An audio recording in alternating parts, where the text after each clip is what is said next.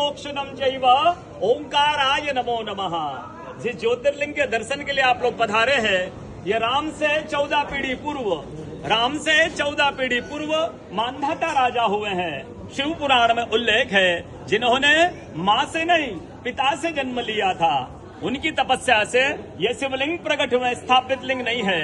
जिस प्रकार हम आरती करते हैं प्रण अक्षर के मध्य, ओम अक्षर के मध्य, यह तीनों एका जय शिवा ओंकारा। एक शिवलिंग में ब्रह्मा विष्णु महेश निराकार धरती से प्रकट हुए हैं। इसलिए अखंड दीप यहाँ जो जल रहा है प्राचीन समय से, एक ही दीपक में 3 बातियां लगातार जल रही है, ब्रह्मा विष्णु महेश। इस पहाड़ी के ऊपर 7 किलोमीटर का परिक्रमा मार्ग है, वो भी ओम आकृति में है। जो पर्वत पे हम प्रभु के दर्शनों के लिए खड़े हैं, ये पर्वत स्वयं शिवलिंग की आकृति में है। चारों तरफ नर्मदा मैया जलहरी बनकर बह रही है। पूरे 12 ज्योतिर्लिंगों में शयन आरती होती है, लेकिन बाबा का विश्राम ओंकारेश्वर ज्योतिर्लिंग में है। तो उनके शयन के लिए रात्रि 10 बजे झूला पल्ला चौपड़ पासे बिछाए जाते हैं। बाबा यहाँ विश्राम करेंगे, 3 बजे रात उठकर महाकालेश्वर जाएंगे, वहाँ स्नान करेंगे। इसलिए वहाँ का भस्म आरती प्रसिद्ध है, यहाँ का शयन आरती प्रसिद्ध है। शिव पुराण में भी कथा आती है,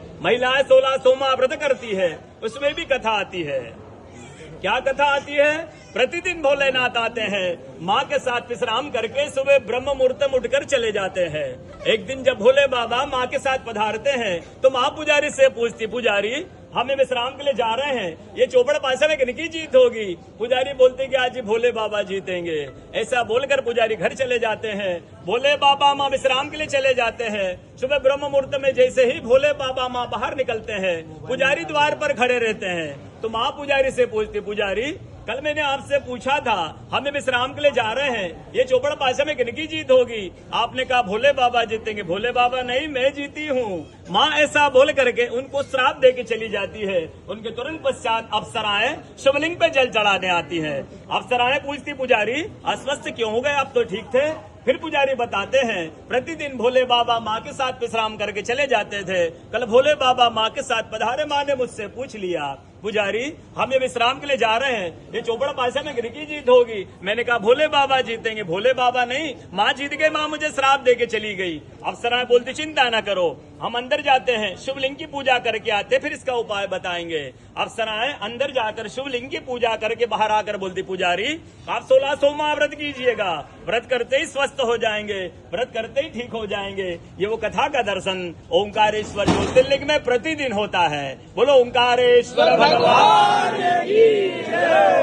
पूरे 12 ज्योतिर्लिंग में ओंकारेश्वर ही ऐसा ज्योतिर्लिंग है जिसके दर्शन के पश्चात कोई महानदी का दर्शन होता है, जिसके तट को छूकर कोई महानदी बह रही है। आप काशी जाएंगे, गंगा जी दूर है, आप उज्जैन जाएंगे, क्षिप्रा जी दूर है, आप सोमनाथ जाएंगे, समुद्र है। लेकिन ओंकारेश्वर ही ऐसा ज्योतिर्लिंग है जिसके दर्शन के पश्चात कोई महानदी का दर्शन होता है। वो महानदी है रुद्रदेहाय विद्महे मेघलकन्याय धीमहि तन्नो नर्मदा प्रचोदयात्। भगवान शंकर की देह से पसीने के बूंद से निकली है माँ नर्मदा।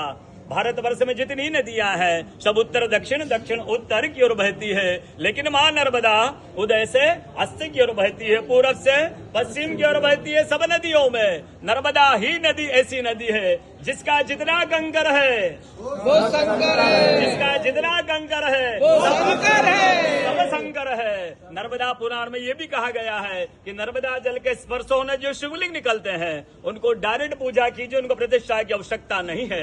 नर्मदा जल स्पर्श होने से वो स्वयं प्रतिष्ठित हो जाते हैं। जब अयोध्या में रामलला जी की स्थापना की गई थी, उस समय 2.5 फीट का नर्मदा का शिवलिंग ओंकारेश्वर से ले जाकर अयोध्या में रामलला जी के साथ स्थापित किया गया है।